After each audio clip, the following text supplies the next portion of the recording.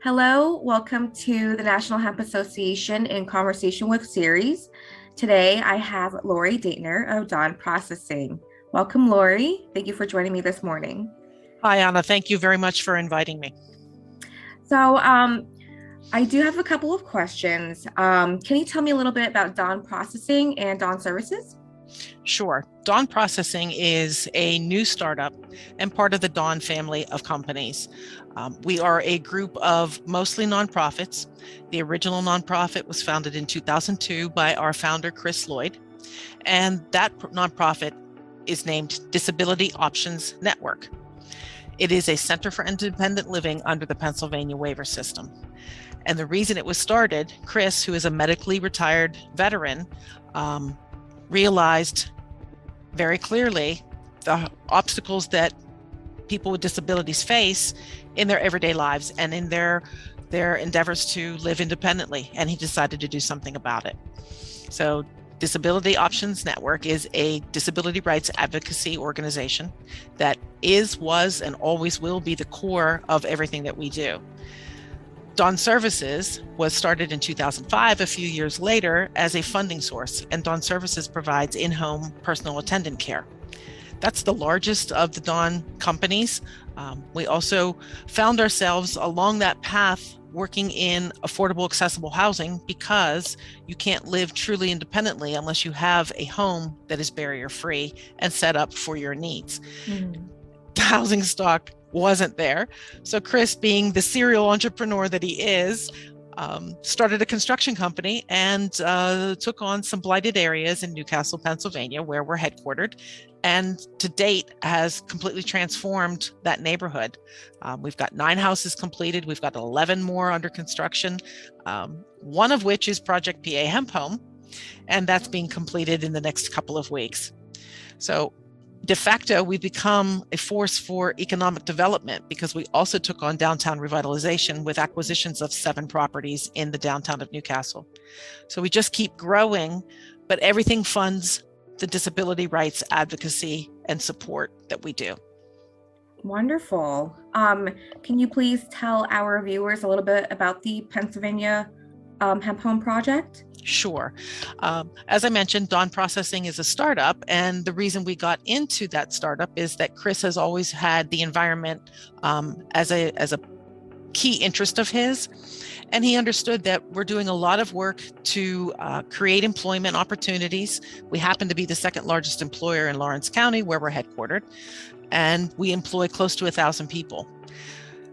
And he said, we also need to be doing something for our agricultural neighbors. We are connected and they are part of our community. So he looked into hemp and immediately landed in the industrial hemp fiber lane. Decided that was the long-term sustainable approach and decided to explore investment into decortication. So along that way, along that path of getting ready for that investment, we had to do 2 different things or work in 2 different directions. One was to make sure that we revived the skills for growing industrial hemp here in this region so that we had enough feedstock for the decortication. And in the other direction, working on helping to build markets. One of the first markets that we think has a lower barrier of adoption or a lower barrier of entry and faster adoption, I should say, is in the construction materials industry. So Project PA Hemp Home was an idea that fit very well with everything that we do. It is located in the revitalization neighborhood that we are working on in Newcastle. It is a real-life demonstration of the use of hemp-based building materials. In our case, hempcrete and hempwood flooring. And I should note that the hempwood flooring that we're using in the home, it's already installed, was produced with our Pennsylvania grown hemp from our Hemp Test Acres program. That program we launched in 2019 in order to help farmers learn how to grow hemp varieties and also to test which varieties perform well in our region. Oh, wow. I mean, that's like phenomenal. That's kind of closed loop in a way. Yes. So, Chris has been a big proponent in everything that he has done that, local solutions need to happen. You can't wait and and sit back and hope that somebody is going to come and change and fix things. Local solutions, local control by local people, and this all supports that. That's phenomenal. I mean, what you're doing for your county, for those with disabilities, and going into that, can you tell us a little bit about the interior design that helps those with disabilities? Sure. Well, if you're not familiar with hemp-based building products, particularly hempcrete, it is a non-toxic building material. It is a biocomposite non-structural building material, so you still need to have either studs or rebar or something to support the frame of the house.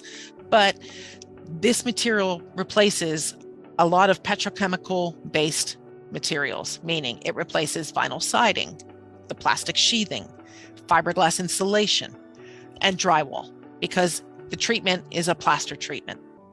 So you're removing all of those toxins, and then you get the benefits of hempcrete, which are quite simply greater thermodynamic performance. So what it does is it moves moisture from inside the home to the exterior. And that removes, because, in typical constructions, you're enclosing yourself in plastic, essentially, which creates, unfortunately, a really good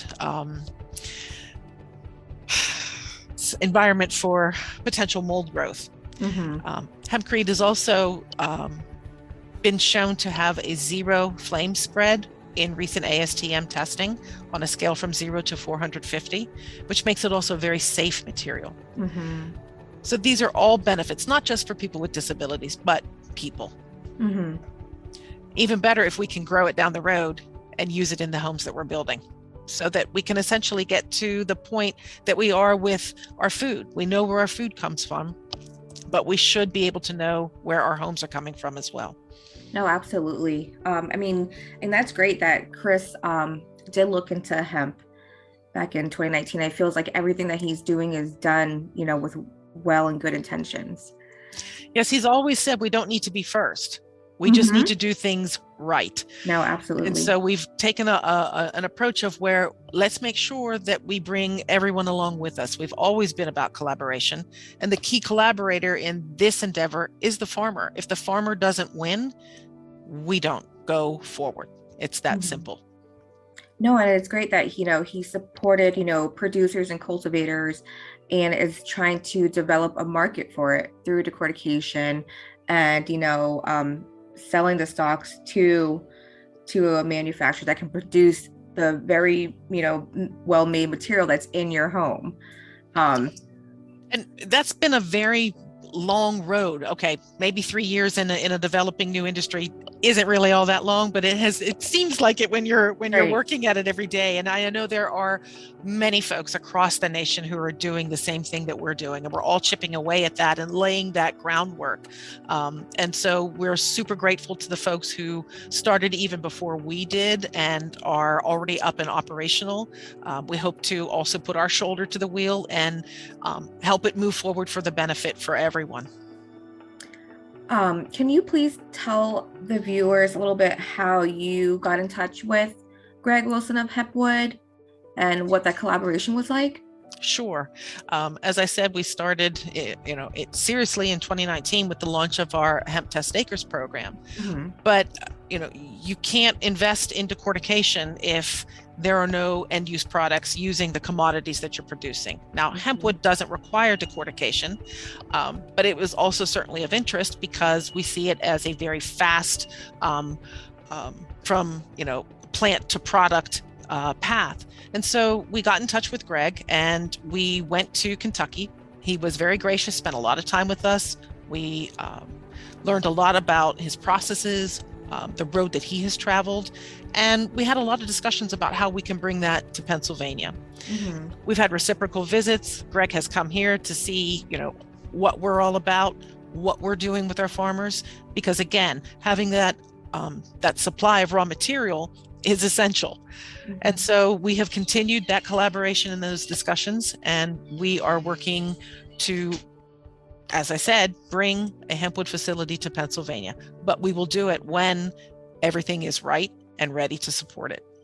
Right. And I feel, I'm also located in Pennsylvania. So I think we have a very strong support group when it comes to industrial hemp. Um, American Champf, is Mhm. located in the Lehigh Valley. And I know that you work closely with Cameron. Yes, he did the installation of the hempcrete on Project PA Hemp Home. That's wonderful. And I know that a few months ago that you guys did a workshop as well. Yes, as part of the funding that we've received from the Pennsylvania Department of Agriculture, who have been tremendous in their support. Um, One of the grants that we received was on promotion and education about Pennsylvania hemp products. And so, in conjunction with the construction of Project PA Hemp Home, we were able to offer a really excellent event. Folks came from Baltimore, New York.